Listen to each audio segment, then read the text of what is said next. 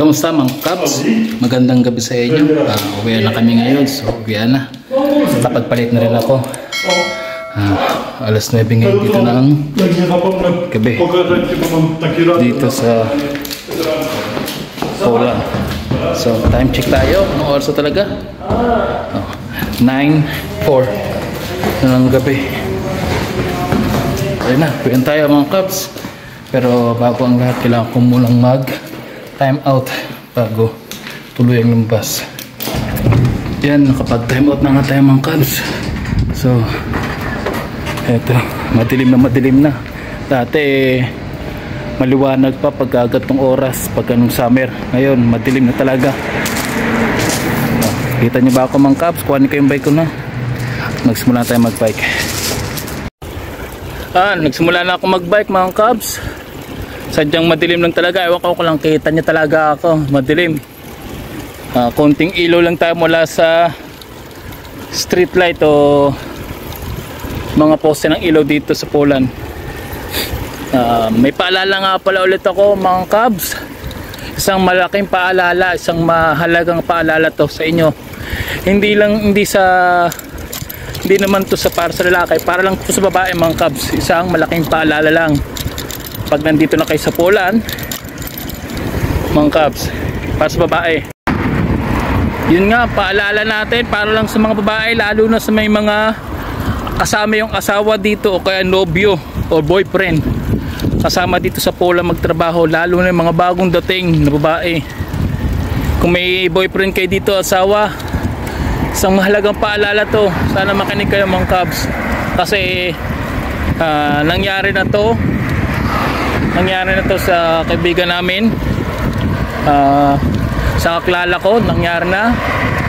Kaya ito, papaalala ko lang sa inyo para hindi lang mangyari sa inyo to sa mga susunod pang mga mag-a-apply o pupunta rito sa Poland babae. Kung kayo po ay may asawa at nobyo, iwasan niyo po sanang magpabuntis muna. Especially po kung kayo po kadarating lang dito sa Poland, nagsisimula pala magtrabaho mga Cubs. Napaka-importante po, lalo't ang hawakan niyo pong kontrata is contract of mandate. Kasi po, kaya po sinasabi ko to, kasi po pag nagbuntis po kayo dito at wala pong, at kayo po contract of mandate, napakahirap po sa inyo.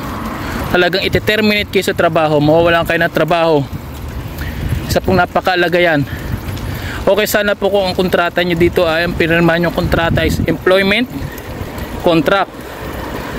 Meron po siyang maternity leaves na makukuha kahit isang taon kayong magbakasyon kasama ang anak nyo mula pagkapanganak, wala akong problema. Makakabalik kayo sa trabaho at may benefits pa kayo makukuha. Doon po sa sinasabi ko namang contract of mandate, pag nabuntis kayo ng alanganin, automatic na po kayo, tatanggalin na po kayo ng agency or ng company. Basta yun po ang kontrata nyo. Napakahirap po kahit mga 4 na buwan o 5 buwan na ho kayo, 6 na buwan o mag-isang taon pa lang ho kayo nagtatrabaho. Basta yun po ang kontrata nyo. Tapos sa buntis po kayo, automatic po matatanggal kayo sa trabaho ng di oras. Okay, sana po kung nabuntis kayo tapos isang taon na mahigit yung pagtatrabaho nyo sa company, walang problema kasi yung gagastos nyo sa ospital is zero, kasi ma-under na yun ang insurance nyo sa ospital o tinatawag nating NSF o kung tawagin dito NSET. Tapos zero na ho yung babayaran nyo kasi may hulog na po kayo yun sa tax. Pero kung sa naman po, kung wala pa kayong mga isang taon, ay napakahirap po, talagang mawawalan kayo ng trabaho. Ganun po, napakahirap nga po ng ganong sitwasyon mga Cubs, kasi nangyari na po yun sa namin kakilala o kaibigan dito. Sa amin, sa asawa ko nangyari na po yan sa amin, hindi lang po sa mga kaibigan, nangyari na po sa amin yan. Ang kinagandaan lang, pinatigil ko na yung asawa ko bago pa matanggal ang tuluyan. Pinatigil ko na, wala na buntis siya, pinatigil ko na sa pagtrabaho kasi ayoko rin mapagod, ayoko rin magkaroon ng problema lalo, kaya pinatigil ko na. Tapos kung ang asawa niya naman, kung may asawa kayo dito, okay sana kung may asawa talaga kayo dito at hindi ang nakabuntis niyo boyfriend lang.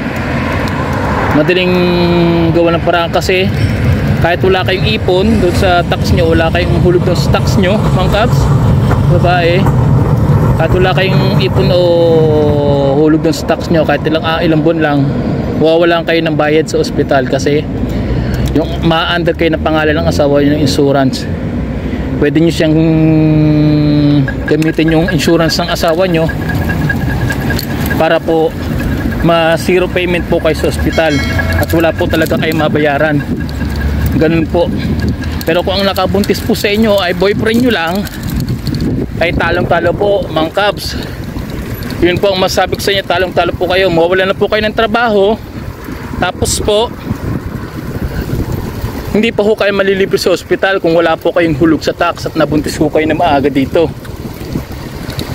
O nga po, walang problema kahit mabuntis kayo dito ng mga kalipin partner nyo, hindi nyo asawa, wala kang problema, open country na po to.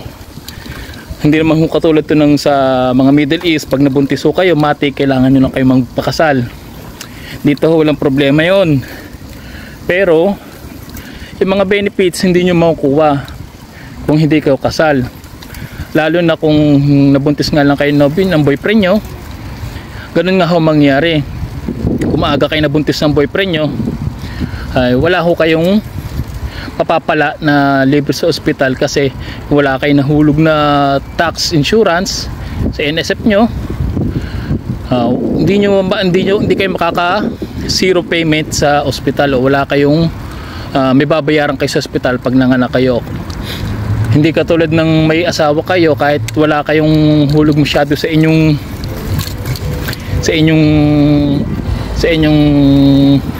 tax, walang problema kasi yung ma-under kayo ng asawa nyo, ng insurance ng asawa nyo, ng NSF ng asawa nyo, pwede nyo sabihin na ilista kayo doon sa kanyang pangalan, sabihin sa agency.